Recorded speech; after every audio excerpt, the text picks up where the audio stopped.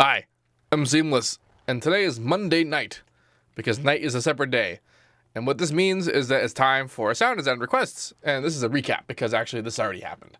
This was, I do this on my live stream, which I do every day, every single weekday, that is to say, at 10 a.m. to noon EST, and then 8 p.m. to 10 p.m. EST.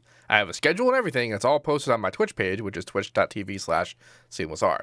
Today's schedule said that this evening I did a sound design request. I did 3, actually, today. And these are the 3 that I got. So the first one that I did was a Sultan bass, which took me kind of a while. Actually, it took me about an hour to get even this far, which isn't really perfect, but I'm kind of alright with what's going on, considering it wasn't really, like, how this came about isn't really my strong suit, which is to say, filters. So first, FM. The second I heard the sound, I realized that it was going to be based, well, the way that I was going to do it was that it was going to be based on FM, but an octave higher. Obviously, apparently used with massive, but that's not how I roll. So I have here a triangle wave and a sine wave. But here's the fun part, is that I'm actually, they're both an octave higher than the fundamental tone, but they're both FMing in opposite polarity.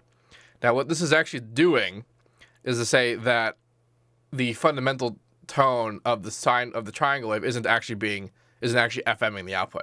And really, I could replicate this by setting this over to the sine harmonics and then getting rid of this, and then getting rid of the sine wave, and FMing it with this shape will create a similar result. But I want to do it with this like this for some reason, and that reason is because I was blindly experimenting. This is what I arrived at, and I only now just realized that I could have done this with only one oscillator. But this is how I guess you would. This is how you would do this if you wanted to do this with FM8. Is because you'd have to invert the polarity of one of these guys, as they're both operating on whatever output oscillator is.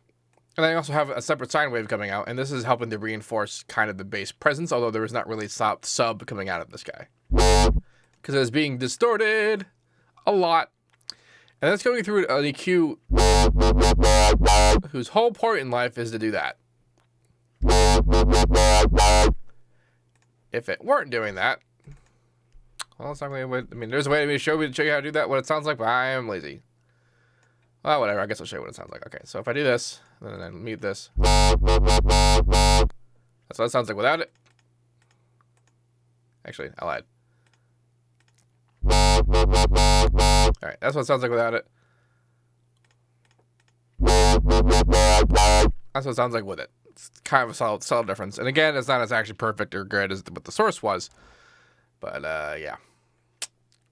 And then it's split between another layer of distortion, which is distorting the EQ movements here, which is creating this kind of the motion that we're hearing. And then this guy up here is a giant high pass, so that only these particular higher frequencies are being distorted by this guy. This is to create a lot of high frequency presence, a lot more, because it was actually kind of dull without it. It's all being compressed together to be evened out, but you see there's no bass in here because I'm actually separating it a sub entirely into the output here. And then the very end of it all is just a regular low pass filter. And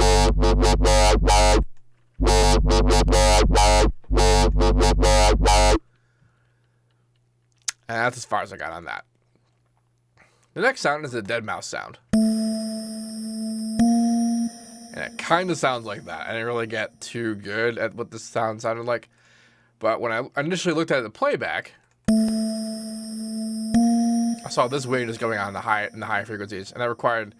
I essentially tried to recreate it sort of additively. I looked at each individual chunk and tried to identify what it was doing, and then put a frequency there that occupied what it was doing. This got a bit complex. Operator 1 has all the really high harmonics that are up there on top, and I tried to replicate the exact sort of smearing that was going on up there. First with the unison, and then with some FM, and then what ended up being a combination of both.